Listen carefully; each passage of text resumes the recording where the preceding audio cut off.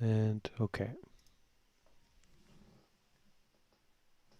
So hello everyone and welcome to part 3 of chapter 2 in our Buddhist book club on Thich Nhat Hanh's book The Art of Living. As per usual, we are officially going to get started 10 minutes after this video begins so that we're giving people time to join because of course this is a live event. So for the next 10 minutes or so, we'll just be having people to gather in, joining on Discord and also joining through the YouTube Live. This is our weekly Buddhist book club, and we're going to be continuing our reading of The Art of Living by Thich Nhat Hanh. If it's your first time joining, that's okay. I'm sure that you can still get benefit from this reading. But if you are watching after this live stream has already aired, so you're watching the recording of it, just go ahead and move up to the 10-minute mark, and that is when we will officially get started with our group reading discussion, our Buddhist book club. Okay? And if you're not already in the Discord, you're very welcome to join our Discord server, and the link to join is in the description of this video. Okay, so we will officially begin in 10 minutes, or rather at the 10-minute mark, and I hope that you will join and get some benefit from this community practice.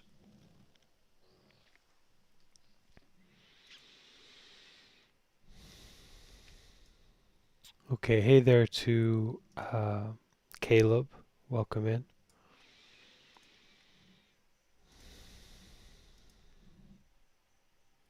Just going to go ahead and make the announcement that we'll be getting started soon.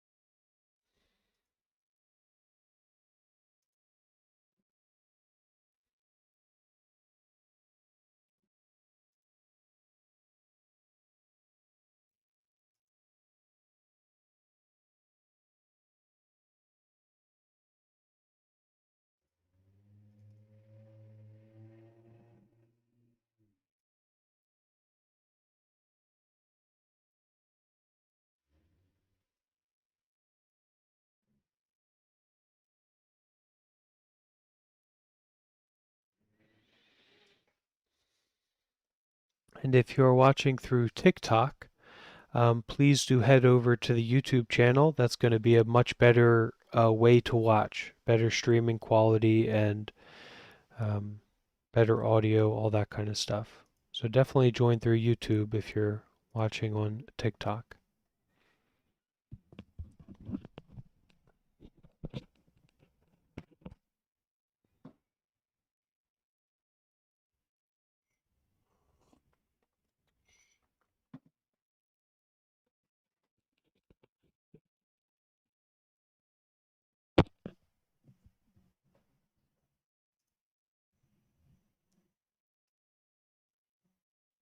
I just heard a bell. Who played the bell sound? That was very nice.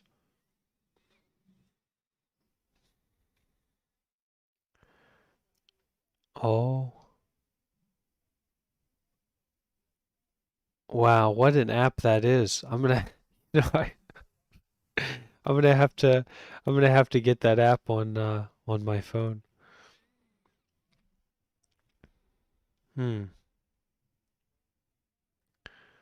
Yeah, I was speaking with a one of their monastics, one of the Thich Nhat Hanh's community monastics, and they have a sound booth set up at the temple. for recording those meditations and songs and things like that. Wow.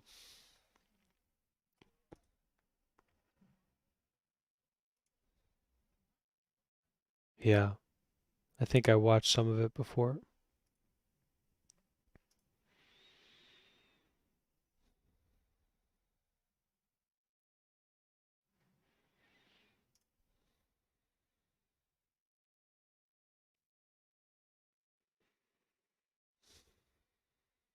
So we'll begin in not too long, just about another 5 minutes, and then we'll get started.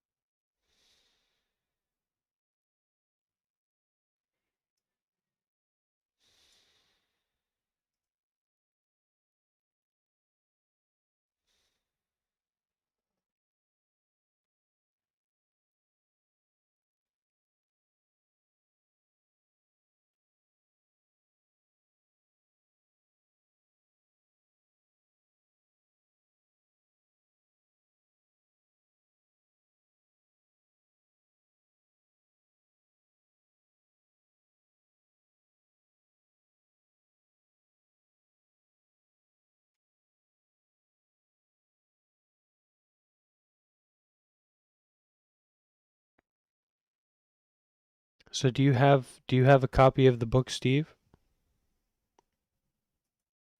You have a physical copy? Okay. Would you like to read today? Would you like to do some reading? Reading out loud?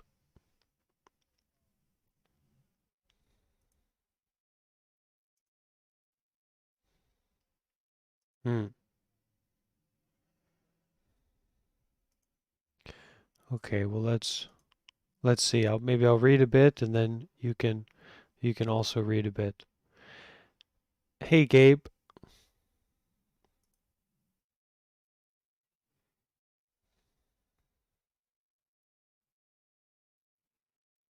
you're right on time.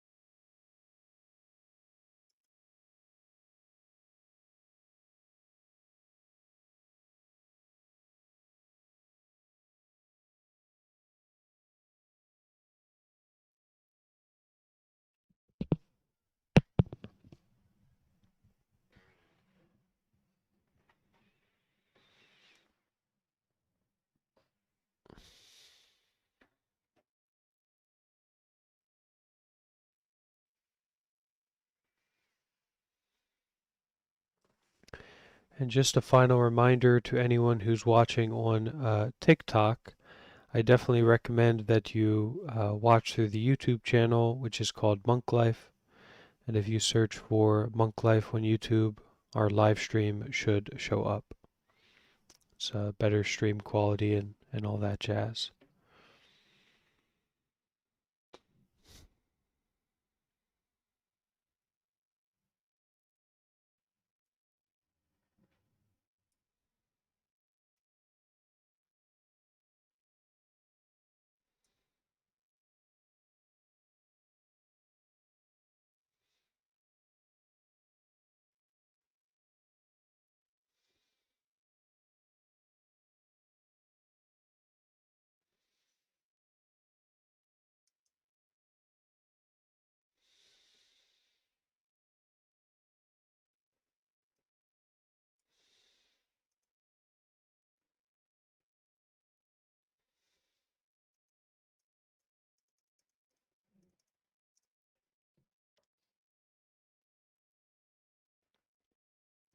Yeah, thank you, Steve, for sharing your bell. I'm also going to download that app. I wanted to set something like that up that gave a regular reminder about just playing a bell, mindfulness bell, but it seemed a little bit complicated. So Plum Village has an easy way to do it.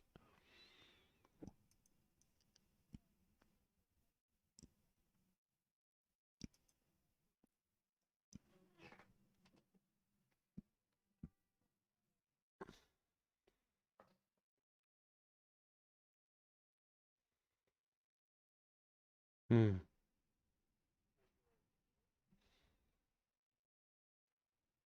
Mm-hmm. Moment of mindfulness.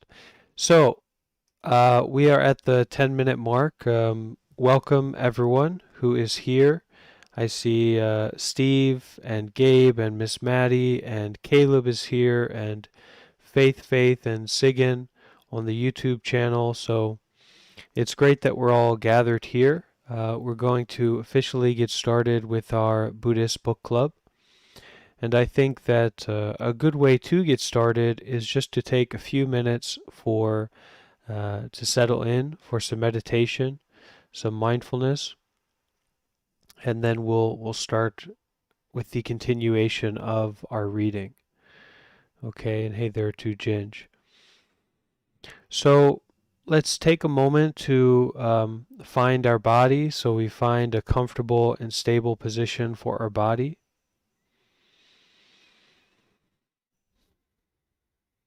Take a deep breath and really bring the mind home to the body. Bring our awareness fully to the body at this moment.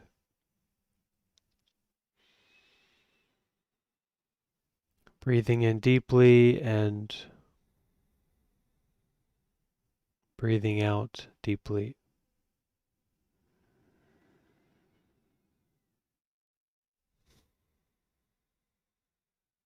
Breathing in, breathing out.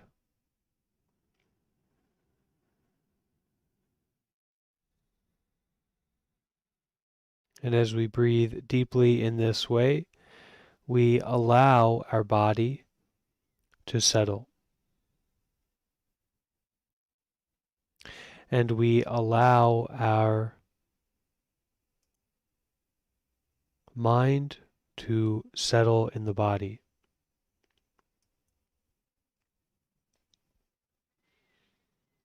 The body and the mind coming together.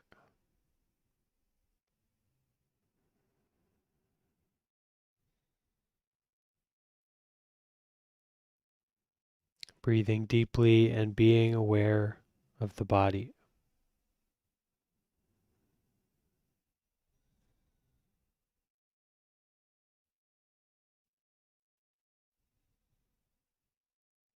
Just breathing, just being aware.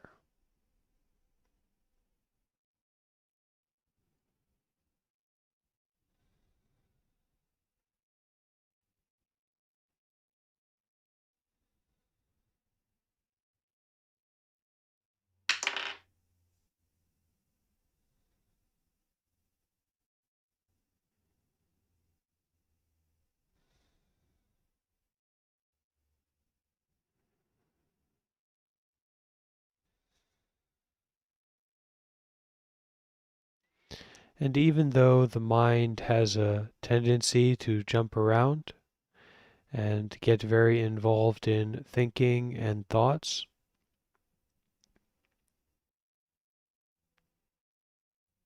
even though that tends to happen, not being confused by it, not being burdened by it, but continuing to just breathe, to just be aware at this moment.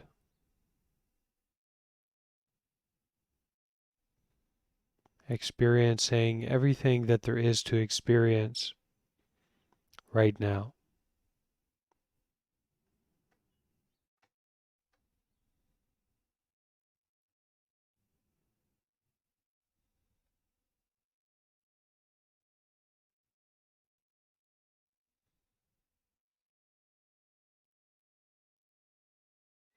And as we start with our reading and our exploration, our discussion of Thich Nhat Hanh's book, The Art of Living,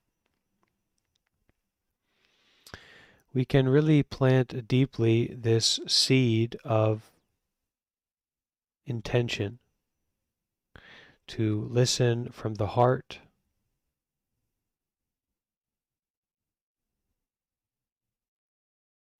and to listen in a way that is not different from our meditation practice. So we are just breathing, just being aware and listening deeply.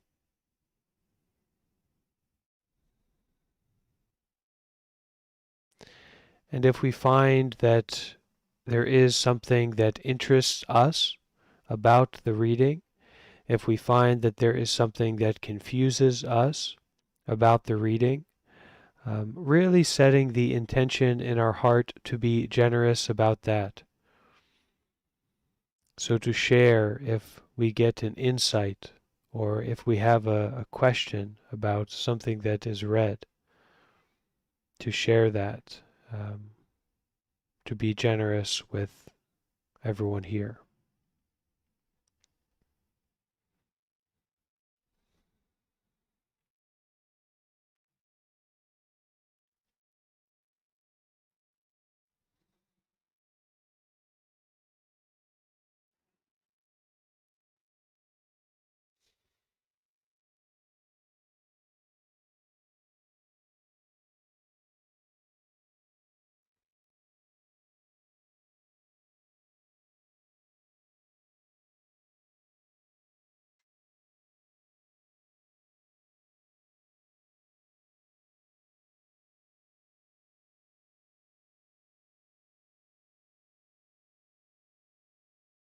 So let's begin with our reading, part 3 of chapter 2.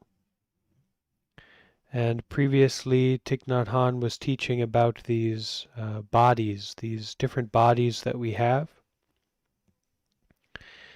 And we are continuing on the sixth body, the continuation body. Throughout our life, we produce energy. We say things and do things, and every thought, every word, and every act carries our signature. What we produce as thoughts, as speech, as actions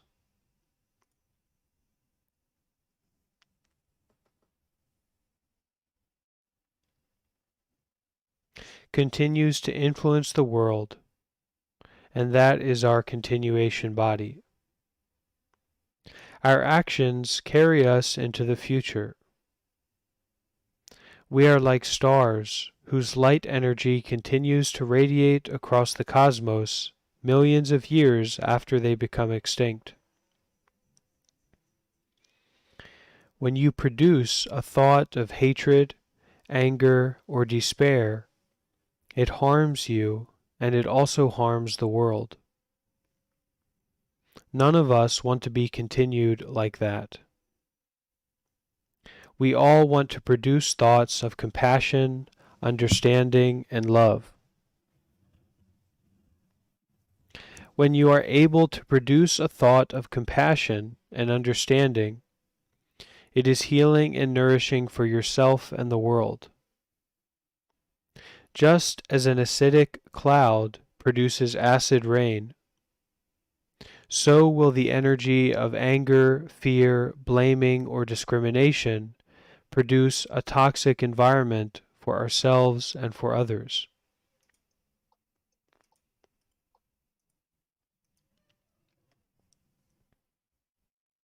Use your time wisely.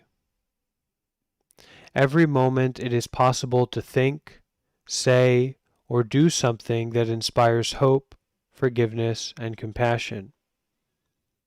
You can do something to protect and help others in our world.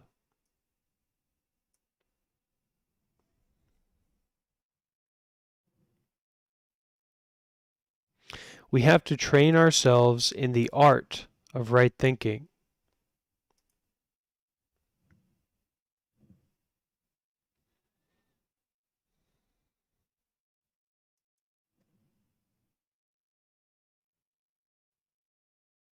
So we can produce positive, nourishing thoughts every day.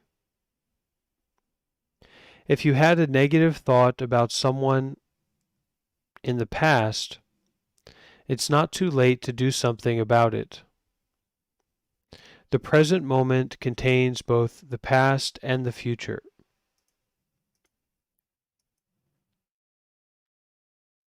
If today you can produce a thought of compassion, of love, of forgiveness, then that positive thought has the power to transform the negative thought of yesterday and to guarantee a more beautiful future tomorrow. So, this is very much the practice of taking a very proactive and engaged way in getting involved with our thoughts, what we think, how we think, these kinds of things. So it's not just to say, oh, I'm having a negative thought or I have a negative experience and that's the way that things are. But really, we should consider, even if we're having a negative thought, especially if we have a pattern of negative thinking, we are aware of that, we notice that, and to have an understanding that that's going to bring toxicity into our life. It's going to poison our mind. There's no justification, there's no debate, there's no right negative thinking. You're poisoning yourself. You are toxifying your mind. So especially when you know and you are aware of those difficult thoughts and those troubling mental states, that is exactly the time to say, wait a minute, and to kind of take that position of being a friend to yourself, being a companion to yourself, in some way maybe getting in between this bully version of yourself or this feeling to bully yourself that that's for some reason acceptable, or any kind of hatred, anger, negative thinking, and to say, wait a minute, I'm not going to deal with it in that way. I'm not going to plant these kinds of seeds in my mind. And so a good technique, one that's often taught for dealing with negative emotions, dealing with too much anger, greediness, negative thinking, is to invite the opposite of that emotion. So if you're feeling this very righteous nastiness and anger towards someone, right off the bat, you're poisoning yourself, so don't indulge in that so much. But also, when you feel that anger, you can invite the opposite seed, the opposite emotion, which is compassion, loving kindness. So if you're feeling anger towards someone, you can bring up this consideration of compassion towards that person.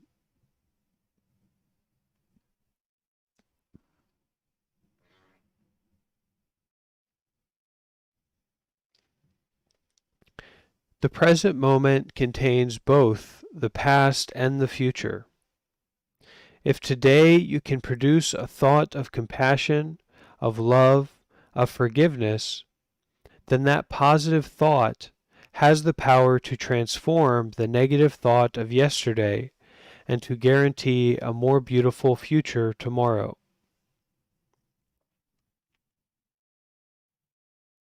Every day we can practice producing thoughts of compassion. Thinking is already action. Every compassionate thought bears our signature. It is our continuation. And so what kind of thoughts are these? What is compassion and what is positive thinking? Well, it's a kindness, it's a gentleness, it's a patience, it's a hold on, what's going on here? Even though I'm imperfect, even though I'm suffering, even though I messed up, I'm not going to beat up myself. I'm not going to be harsh, violent towards myself. So thoughts are in themselves a kind of action, and they're going to lead to effects, to effects, causes and effects from those actions. So Sigyn here has a question dealing with the reading on the YouTube.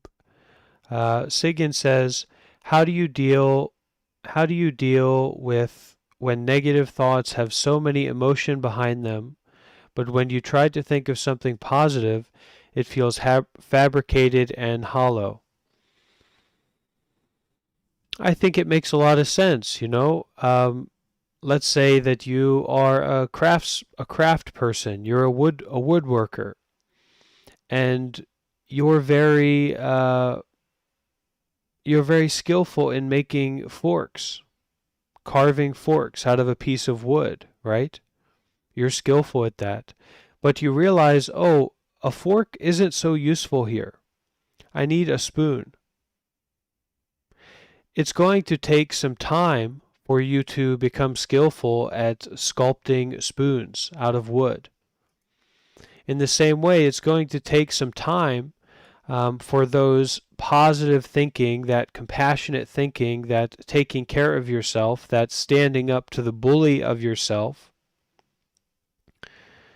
It's going to take some time for that to develop. But it's two sides. You already have the capacity to be that way towards yourself. That's why you're able, to make that consideration. Oh, this isn't as authentic as I want it to be. This isn't as deep as I would like it to be. Well, why can you say that? Why can you think like that? Because you have that connection, you have that relationship to your ability to do that, to be really kind, to be really compassionate. And as you practice it, you're going to get better at it, for sure. As you practice it, you're going to get better at it. And so over time, it will be more sincere, more authentic, but you have to work at it. And there's no debate, there's no justifications in this kind of thinking. Well, that's not sincere enough, or that's not the right way for me to be compassionate. You just express compassion and kindness and taking care of yourself. Doesn't need to be perfect.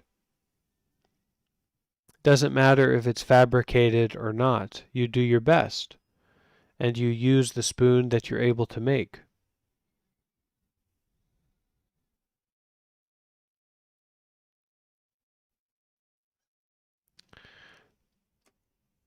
Our words are energy that has a ripple effect far beyond our imagining. We must learn the art of communicating so our speech can bring about love, reconciliation, and understanding. Just as it tastes bitter to utter words that are negative or unkind, it feels wonderful to say something full of understanding and love. Reconciling with someone we are angry with, using loving speech, is healing for both parties. Straight away we feel lighter and at peace. Challenge yourself. Practice mindful breathing, deep breathing, and see the suffering in yourself and in the other person. Then resolve to call him or her, to call them, and produce 1 or 2 minutes of right speech. We may have been waiting a long time to do this.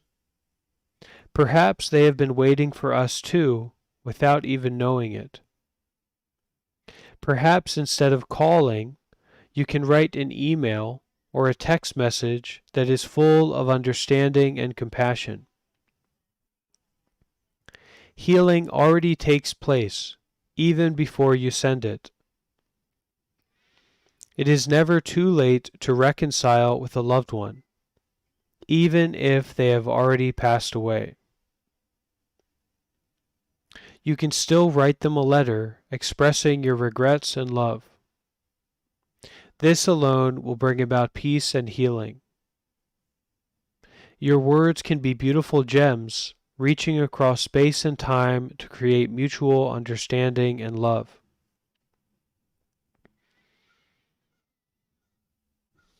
And, this isn't spiritual ideas. The relationship that you have with other people is inside of you.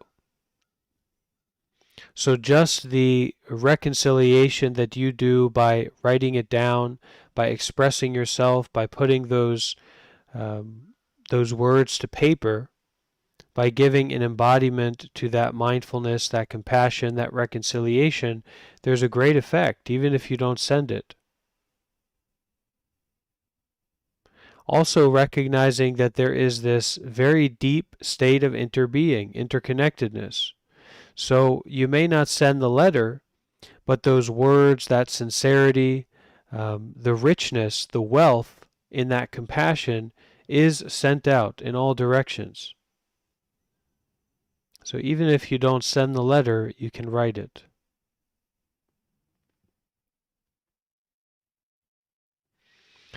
We are also continued in our bodily actions. Whenever we do something with our physical body that protects, helps, saves, or inspires someone else, that act is also nourishing and healing for us and for the world. We need to ask ourselves, where am I investing my physical energy?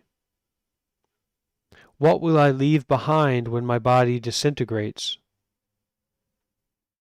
What can I do today to realize my dreams? Let's look again at the cloud in the sky.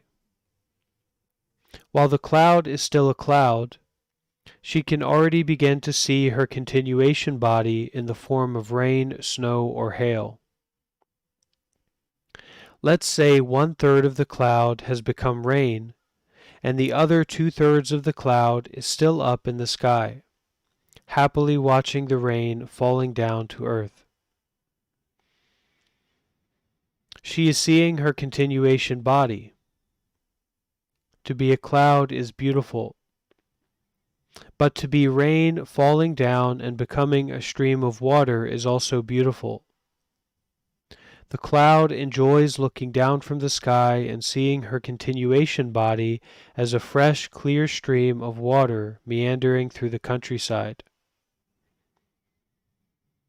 When I was 80 years old, a journalist asked me if I ever planned to retire as a spiritual teacher.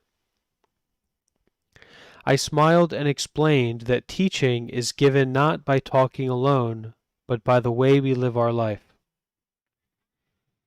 Our life is the teaching. Our life is the message. And so I explained that as long as I continued to practice mindful sitting, walking, eating, and interacting with my community and those around me, I will continue to teach.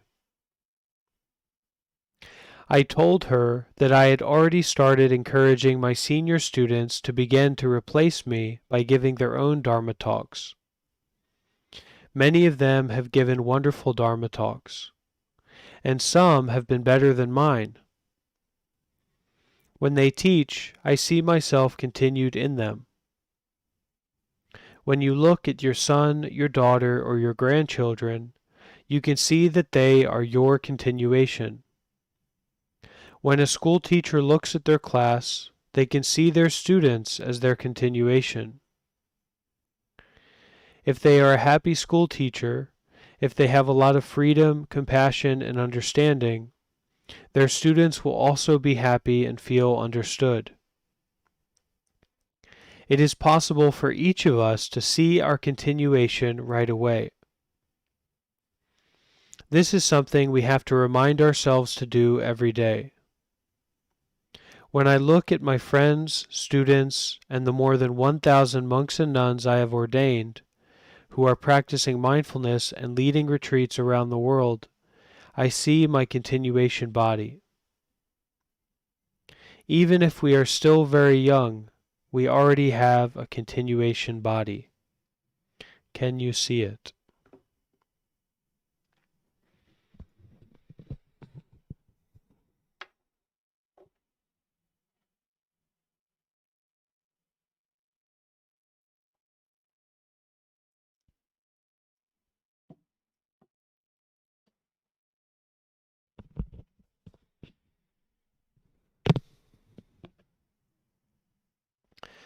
Can you see how you are continued in your parents, in your brothers and sisters, in your teachers and friends?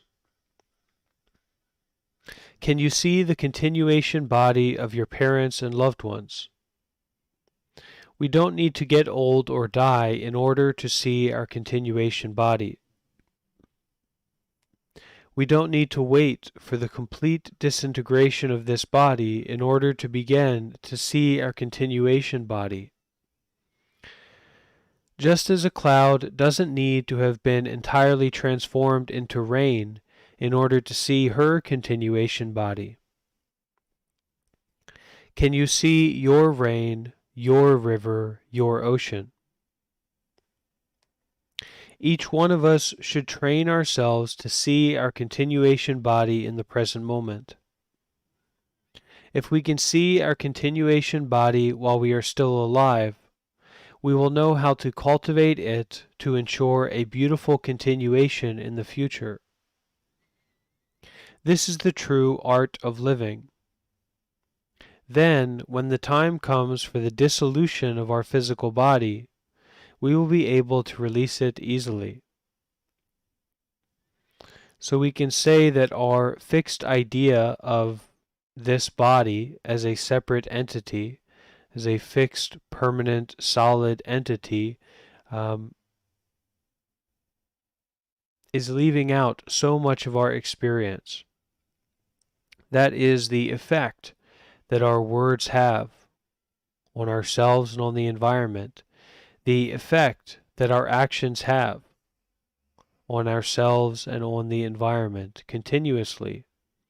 And so much in the same way that a cloud becomes rain, our body is moving fluidly through the past and the future, through cause and effect, in many, many ways that are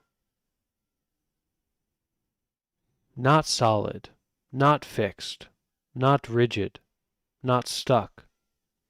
So we can see our continuation body in our relationships with our relatives, in our relationships with the environment right now. We can feel it, we can experience it. I sometimes liken my body to the water being boiled in a kettle that eventually turns to steam. When my body disintegrates, you may say, Thich Nhat Hanh has died. But this is not true. I will never die. My nature is the nature of the cloud, the nature of no birth and no death.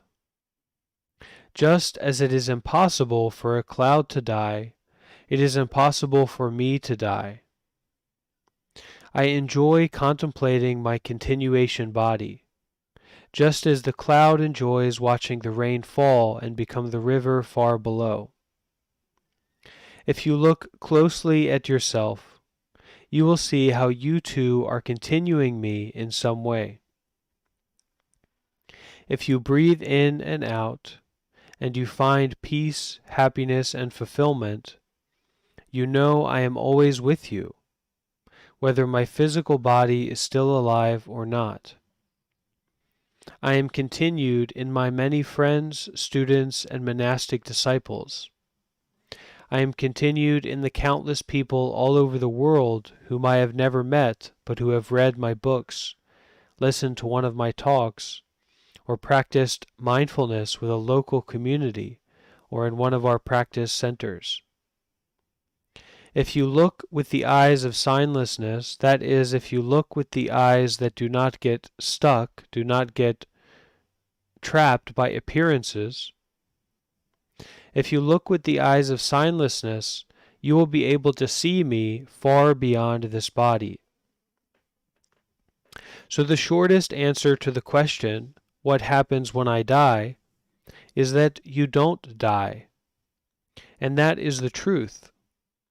Because when you understand the nature of the person who is dying, and you understand the nature of the act of dying, you will see there is no such thing as death anymore. There is no self who dies. There is only transformation.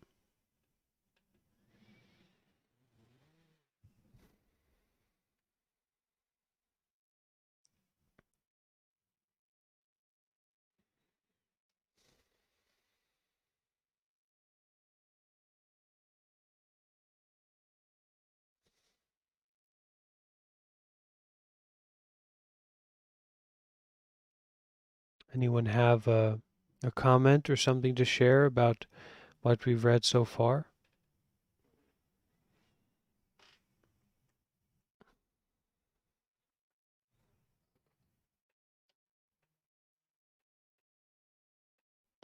Nimue, could you read this?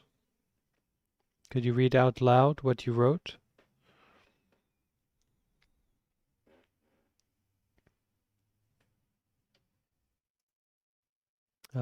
Couldn't hear you.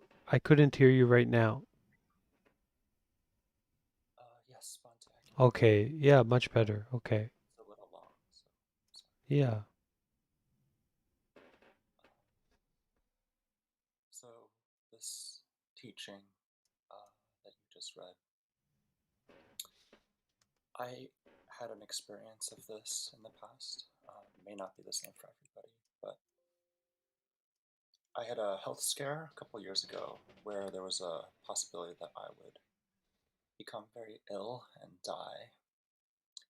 And during this time, I had really horrible, intense fear um, because I was confronted that I would die and I would, in practice, lose everything that I cared about and loved and no longer exist. And this was a lot of suffering. Um, and so my thinking mind, my logical mind, grasped for kind of an answer to the suffering to try and alleviate it. But there aren't a lot of answers, uh, solutions to death and no longer existing. It's inevitable. And so I hadn't read these teachings before, but when I was in this suffering and searching for an answer, the logical conclusion I eventually came to was that this teaching of the continuation body, which is that after I die, how I will exist, or as Thich Nhat Hanh talks about it, a transformation, is that, like logically speaking, I will continue in the form of all my thoughts and actions that I had done during the time I was alive. And it's like ripples in a pond where the pond is the world. And I was like a pebble, and all my thoughts and actions were became ripples through the world. And so I grasped this on a logical level during that time. But I think that that was not enough to alleviate my suffering because I had not practiced like Thich Nhat Hanh is encouraging here to really practice seeing this and to bring it into our lives. I think that's what my interpretation of what Thich Nhat Hanh is saying. And so part of why I'm here in the community is to practice to see this continuation body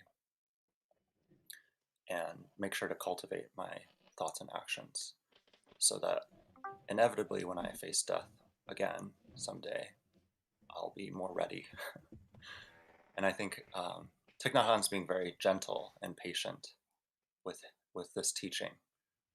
But for myself, I feel a lot of urgency and that this is very important. Um, even though my life is very busy, I think this is a very important teaching from based on my own experience at least. So sorry for the long anecdote. Oh, that's wonderful. Thank you so much for sharing, Nimue.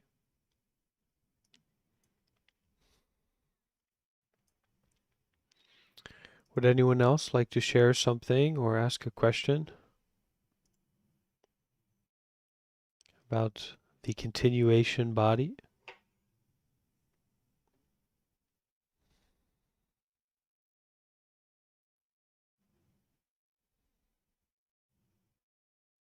Sure.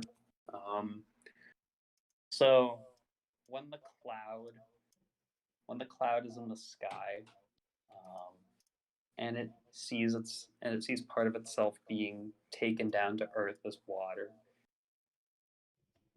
it doesn't mind that a part of its being is being reused for something else, and in a way, not tech. In a way, part of it, but not part of the sentient, self-aware part. If that makes sense. Um, I'm also I'm also wondering if the the analogy about the acid rain cloud. I'm wondering if like the more positive version of that. I was wondering if that would be like either a cloud on a sunny day or even just a normal rain cloud, because rain brings life. Or maybe I'm just reading into the analogy a little too much. But those two analogies really interest me. That's all I've got to say. Well, what I take from the analogy with the rain clouds and the clouds in general is that um, we are literally not more real or more fixed than a rain cloud. Because we have these thoughts and these attachments and these conceptions, these beliefs about ourselves and about the world and other people, and this identity that we build up, we put ourselves in our own shoes and say, look, I'm not a rain cloud. I'm Bante Warapano. I'm this monk, and this thing's going to continue. But literally, at a moment's notice, according to the environment, according to factors that we have really no control over, the body is going to change form. What I consider myself is going to change form drastically, in the same way that a cloud or a tree in a hurricane is going to change drastically. And so that quality of mind that is being pointed to here about the appreciation of change is acceptance of reality, acceptance of nature. So not to rely on confusing ourselves so much in this quite flimsy self-identity, but rather looking at a cloud and saying or seeing, in the same way that a cloud cannot die because it is a continuation of everything else, we also cannot die because we are a continuation of everything else.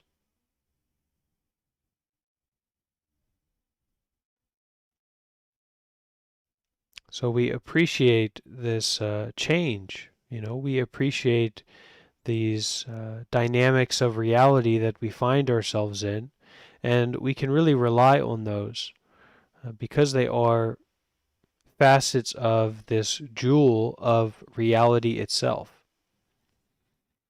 So it is strange, I remember, I don't know what the word is for it, but when you give human characteristics to a cloud or an animal, something like that, and you make them into like a human-like character because you give them certain expressions and ways of expressing themselves. But here, it's almost like we are doing the opposite. So we're giving ourselves the face of a cloud. And the reason that we are able to do that, and the reason that it has some relevance to our lives, is because there are certain aspects of reality that equally apply to a cloud and to us. And so when we can see very clearly, like, oh, my body is not more permanent than a cloud's body, it's really not in any meaningful way. Um, we can get a taste, or we can empathize at least with the experience of a cloud, the reality of a cloud that isn't so neurotic, isn't so wrapped up in itself. We can see our cloud nature, which is to appreciate the beauty of becoming rain, not to be stuck, not to be clenched in our changing form, our constantly changing mental and physical experience, mental and physical reality. We don't need to be stuck. We can simply appreciate it. We can appreciate our cloud nature.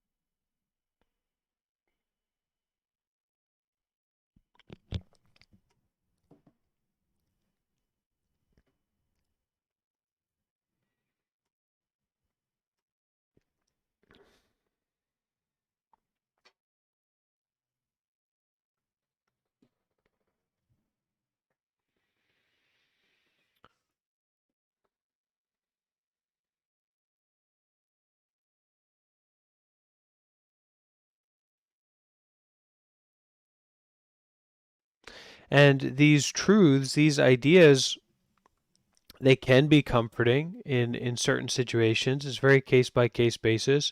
But the intention isn't to comfort you. The intention is to point to reality itself and to confront this great matter of birth and death. This immediate situation that we find ourselves in, which is the cloud becoming rain, constant change, constant movement, this fixed self that we're so worked up about, that we want to please and to avoid pain for and with, is just particles flowing, changing, awareness. So there is no self who dies, there is only transformation. And that is literally, not theoretically, not to comfort. That is literally. So let's move along to the seventh body, the cosmic body.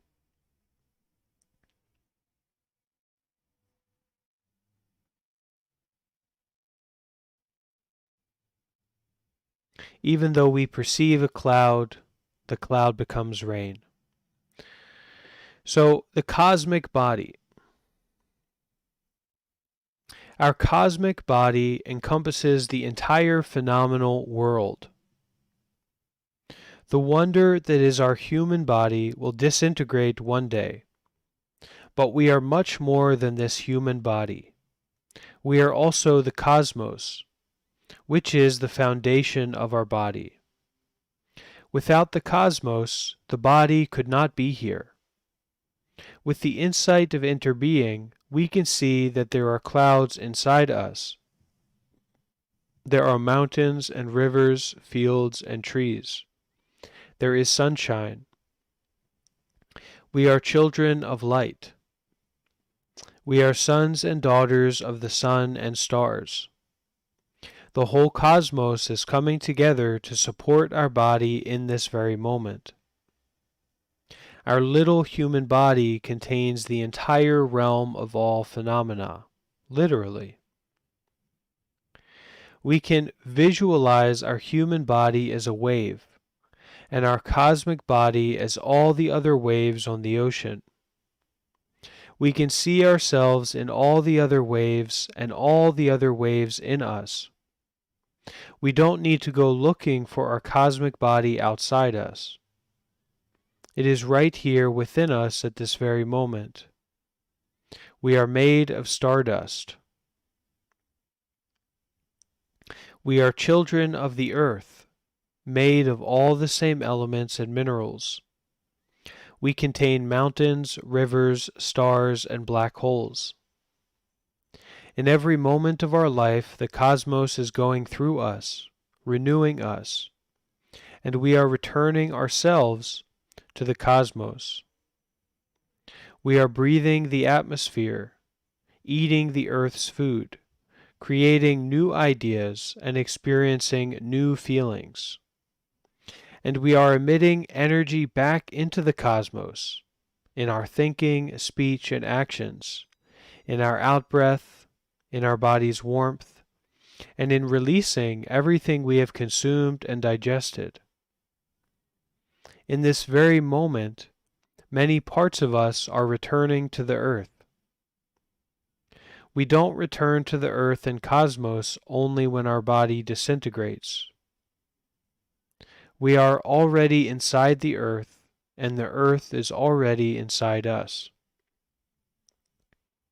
Our human body is a masterpiece of the cosmos, and when we treasure, respect, and cherish our body, we are treasuring, respecting, and cherishing our cosmic body. When we live in such a way that we take good care of our body, we are taking care of our ancestors and we are taking care of our cosmic body.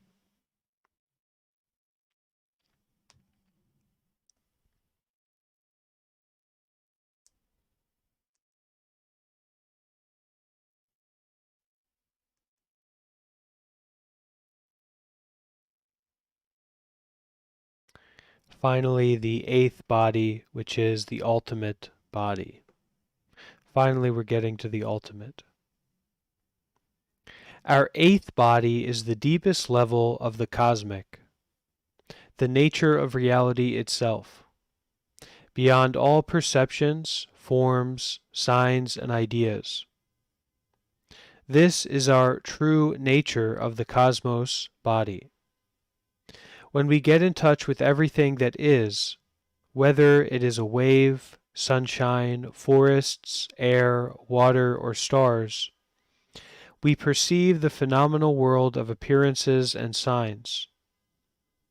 At this level of relative truth, everything is changing. Everything is subject to birth and death, to being and non-being. But when we touch the phenomenal world deeply enough, we go beyond appearances and signs to touch the ultimate truth, the true nature of the cosmos, which cannot be described in notions, words, or signs like birth and death or coming and going. We are a wave appearing on the surface of the ocean. The body of a wave does not last very long, perhaps only 10 to 20 seconds. The wave is subject to beginning and ending, to going up and coming down. The wave may be caught in the idea that I am here now and I won't be here later. And the wave may feel afraid or even angry. But the wave also has her ocean body. She has come from the ocean and she will go back to the ocean. She has both her wave body and her ocean body. She is not only a wave, she is also the ocean. The wave does not need to look for a separate ocean body. She is not only a wave, she is also the ocean. The wave does not need to look for a separate ocean body because she is in this very moment both her wave body and her ocean body. As soon as the wave can go back to herself and touch her true nature, which is water, then all fear and anxiety disappear. The deepest level of our consciousness, which we call store consciousness, has the capacity to directly touch the ultimate, the realm of reality itself. Our mind consciousness may not be able to do that right now, but our store consciousness is touching the true nature of the cosmos in this very moment. As you get in touch with your cosmic body, it is as though you stop being a block of ice floating on the ocean and you become the water. With our mindful breathing and deep awareness of our body, we are able to leave the zone of cogitating, cognating, discriminating, and analyzing, and enter the realm of interbeing, or to enter the realm of awareness itself.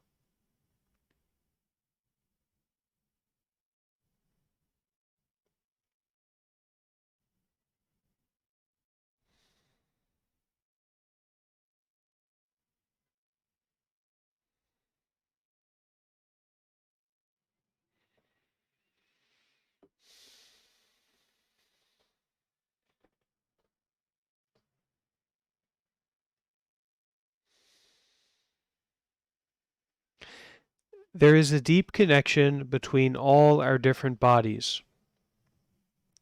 Our physical body, our Buddha body, our spiritual practice body, our body outside the body, our continuation body, and our cosmic body are.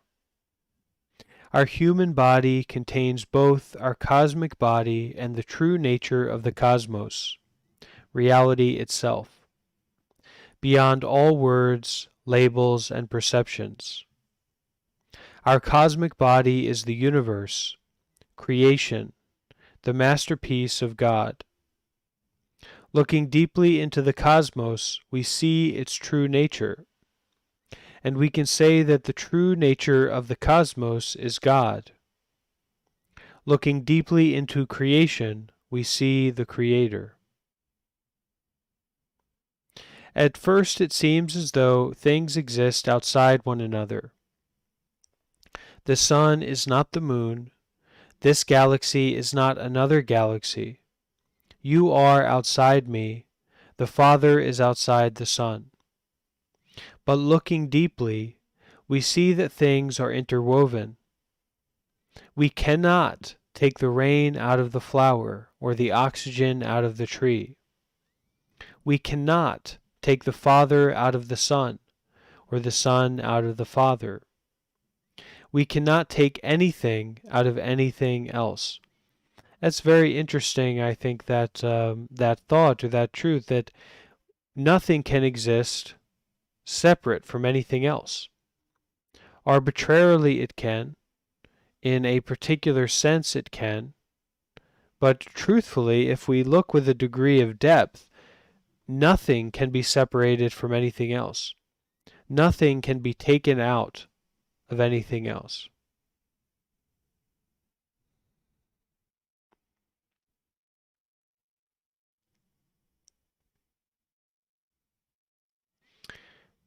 We are the mountains and rivers. We are the sun and stars. Everything inter is. This is what the physicist David Bohm called the implicate order. At first, we see only the explicate order. What is implicate? What is explicate?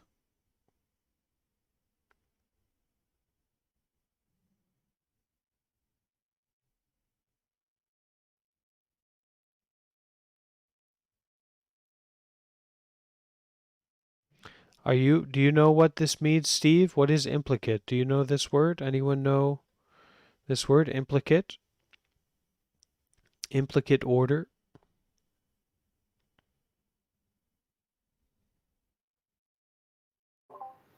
I'm gonna look it up just to be sure.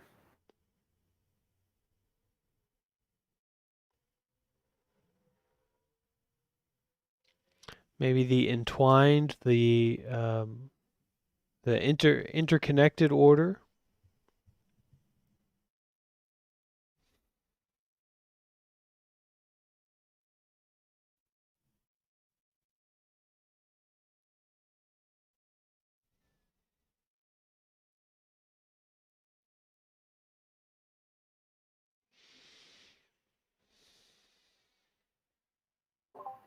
Yeah.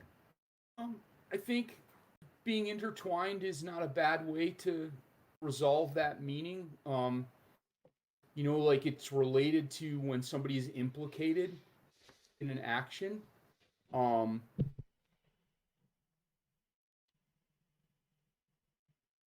None of the examples have it being used quite the way Thich Nhat Hanh does, both implicate and explicate. Um, Well, it seems to be related to implication. well, let's okay. Um, okay, Nimue has shared as it relates to quantum theory. So we're getting into quantum theory, and that's a very good point. Is that a lot of these things can sound like these teachings can sound that in some way they are presented to comfort you or to lull you into a false sense of security and kind of um, we can say uh, lofty thoughts, lofty thinking. But actually, from the Buddhist point of view, and that's why I'm sure Thich Nhat Hanh is referencing implicate order and explicate order according to quantum theory, is it's as refined, it's as deep as you can go. And your belief in it is almost wholly irrelevant. It is giving you this information to invite you to look more deeply at your life, to experience it. So, At first we see only the explicate order. But as soon as we realize that things do not exist outside one another, we touch the deepest level of the cosmic. We realize that we cannot take the water out of the wave, and we cannot take the wave out of the water. Just as the wave is the water itself, we are the ultimate. Many still believe that God can exist separately from the cosmos, his creation. But you cannot remove God from yourself. You cannot remove the ultimate from yourself. Nirvana is there within you. If you want to touch the ultimate, we have to look within our own body and not outside. Contemplating deeply the body from within, we can touch reality in itself. If your mindfulness and concentration are deep as you practice walking meditation in nature, or as you contemplate a beautiful sunset or your own human body, you can touch the true nature of the cosmos.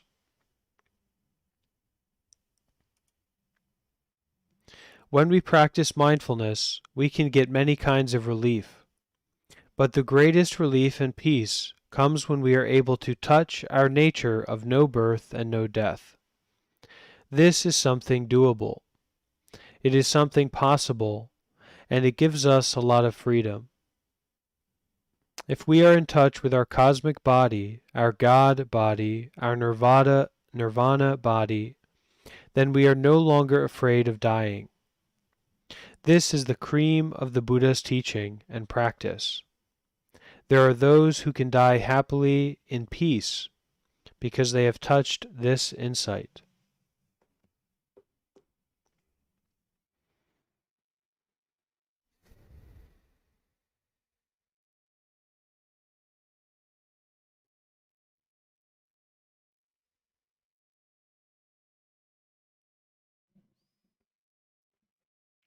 Okay, so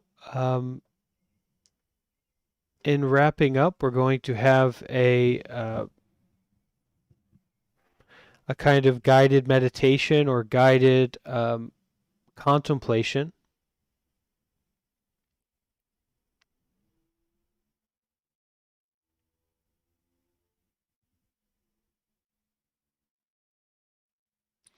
So we take a moment to find our meditation position, whatever that may be for us.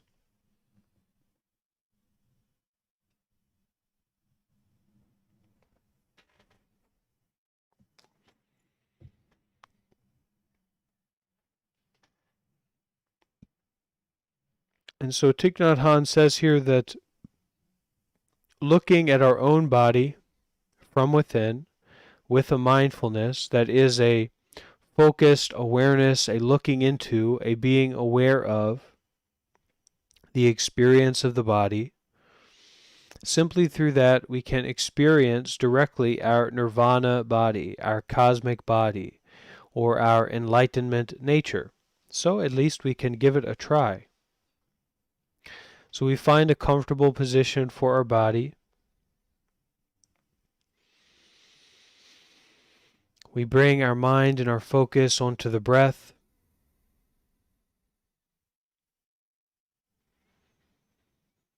And we breathe in deeply our awareness. So awareness from within the body. Aware of the body from within as we breathe.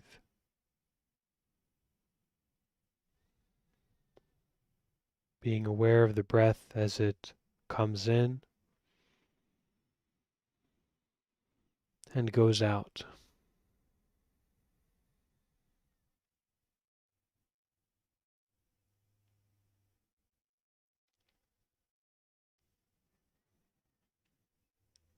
And so, with our eyes closed, if that's comfortable for us, and with a consistent anchoring on and staying with a mindfulness of the breath and awareness within the body. We will do a guided practice of contemplation, contemplating limitless life. So as you hear these words, looking deeply into your body, breathing and being aware.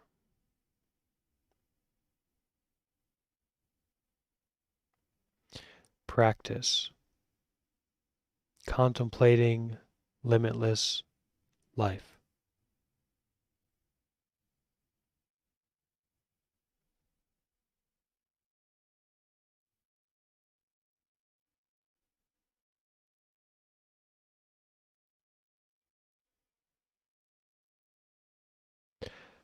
I see that this body, made of the four elements, is not really me, and I am not limited by this body.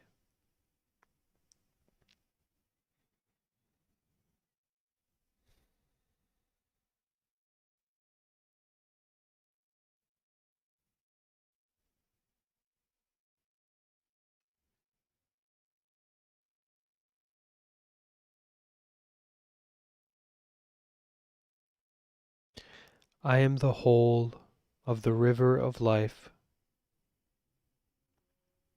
of blood ancestors and spiritual ancestors that has been continuously flowing for thousands of years and flows on for thousands of years into the future.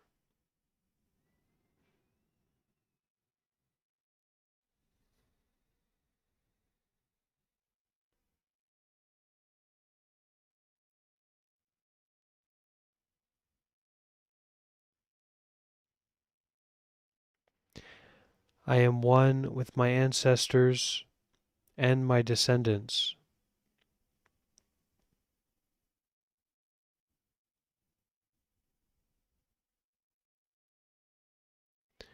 I am life manifesting in countless different forms.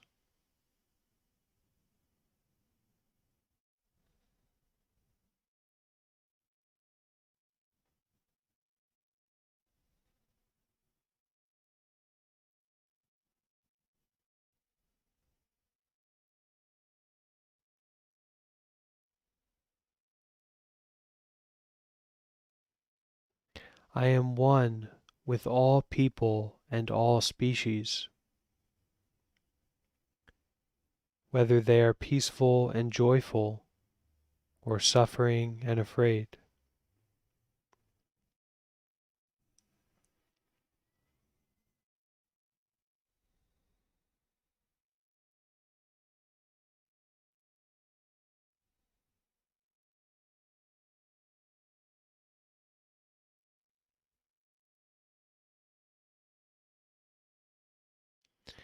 At this very moment, I am present everywhere in this world. I have been present in the past and will be there in the future.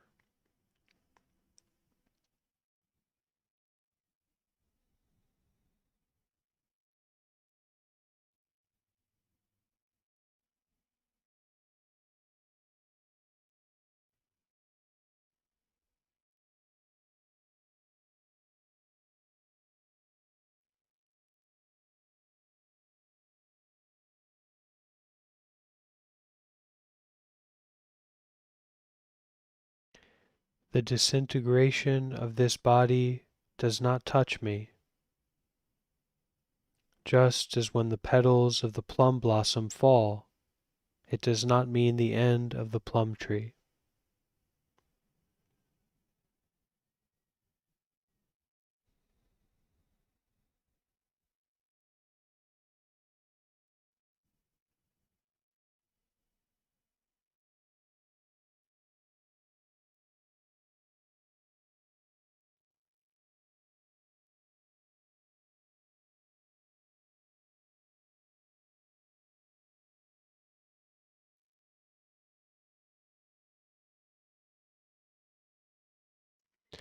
I see that I am like a wave on the surface of the ocean.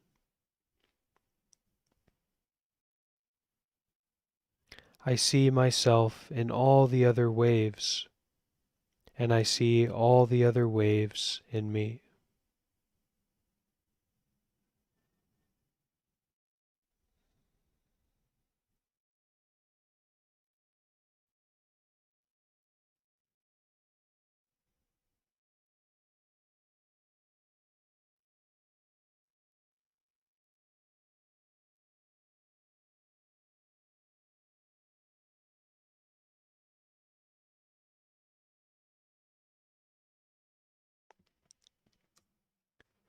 The manifestation or the disappearance of the wave does not lessen the presence of the ocean.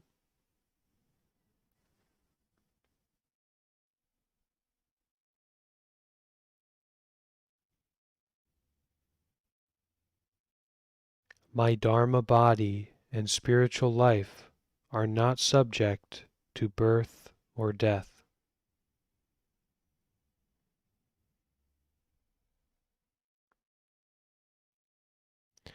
I am able to see my presence before this body manifested and after this body disintegrates.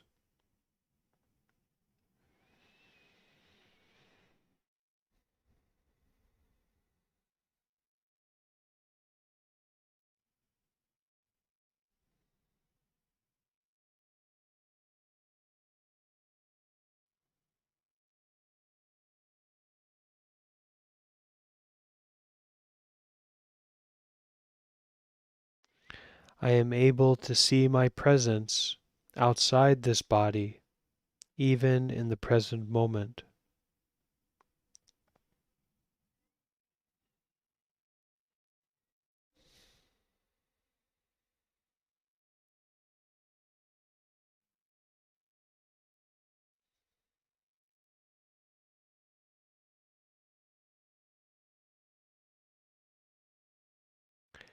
80 or 90 years is not my lifespan. My lifespan, like that of a leaf or of a Buddha, is immeasurable. I am able to go beyond the idea that I am a body separate from all other manifestations of life, in time and in space.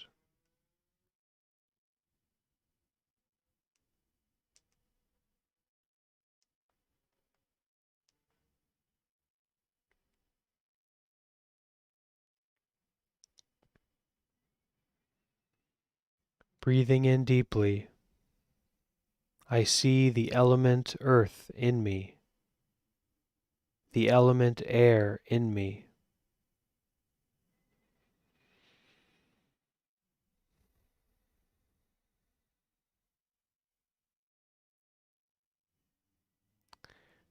I see clouds, snow, rain, and rivers in me.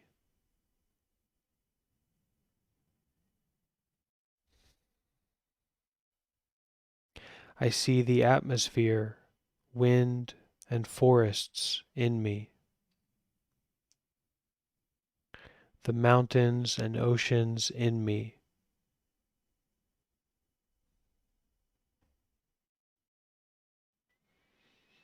Breathing in deeply, I truly see the earth in me.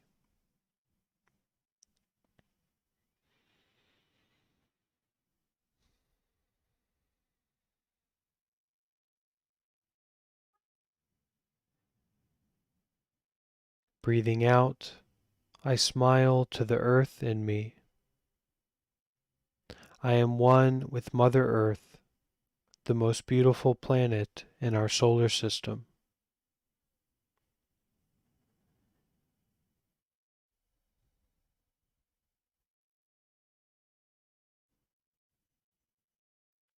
Mother Earth in me, smiling to the most beautiful planet in our solar system.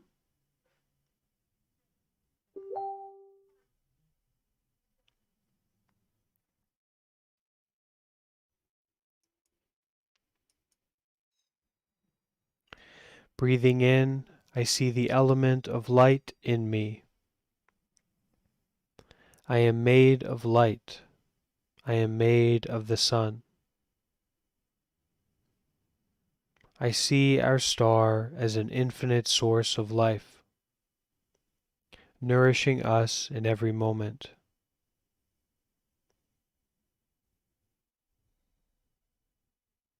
Buddha Shakyamuni was a child of Father Sun. So too am I. Breathing out, I smile to the sun in me. I am the sun, a star, one of the most beautiful stars in our entire galaxy.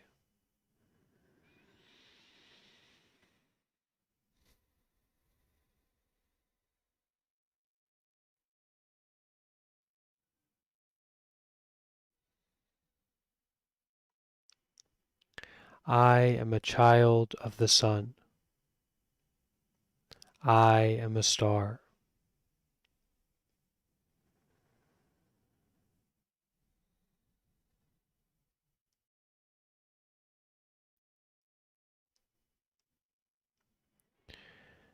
Breathing in deeply, I see all my ancestors in me, my mineral ancestors, plant ancestors, mammal ancestors, and human ancestors.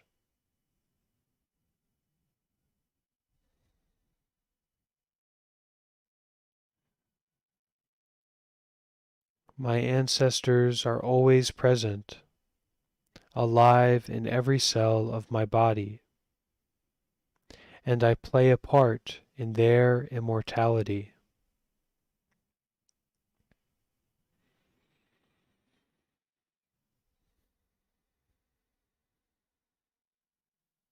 Breathing out, I smile to the cloud in my tea. A cloud never dies. A cloud can become snow or rain, but never nothing. I also play my part in the immortality of the cloud.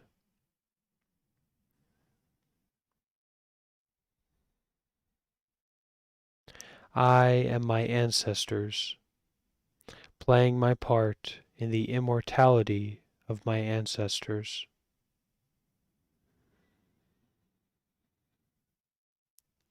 Breathing in, I see the stars and galaxies in me.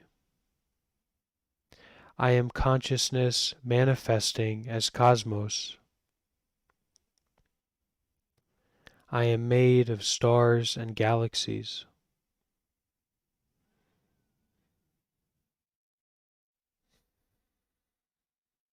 Breathing out, I smile to the stars in me.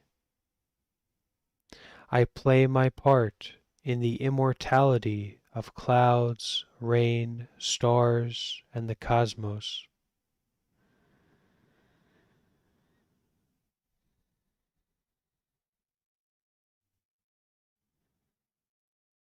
Smiling to the stars and galaxies in me, playing my part in the immortality of stars and cosmos.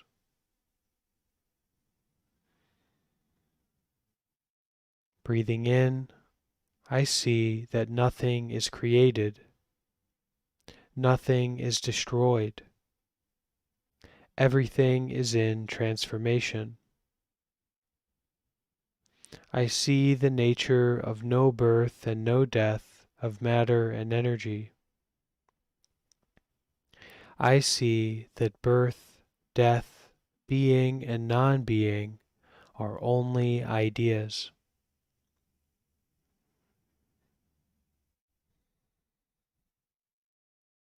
Breathing out, I smile to my true nature of no birth and no death. I am free from being and from non-being. There is no death. There is no fear. I touch nirvana, my true nature of no birth and no death.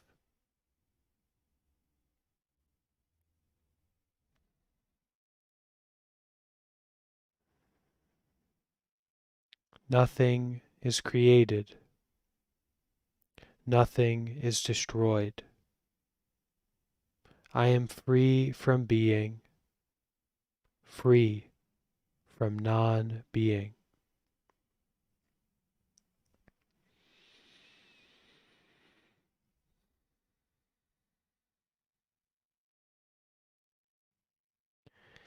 Sadhu, sadhu,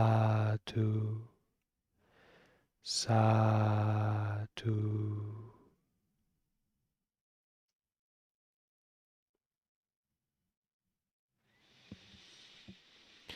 Okay. Thank you, everyone, for joining. I hope this was enlightening and enriching for you. That is the end of chapter 2. So next week we will move on to chapter 3. And in the meantime, take a good care of your body, take a good care of your mind, take a good care of your practice. Okay? Thank you for joining.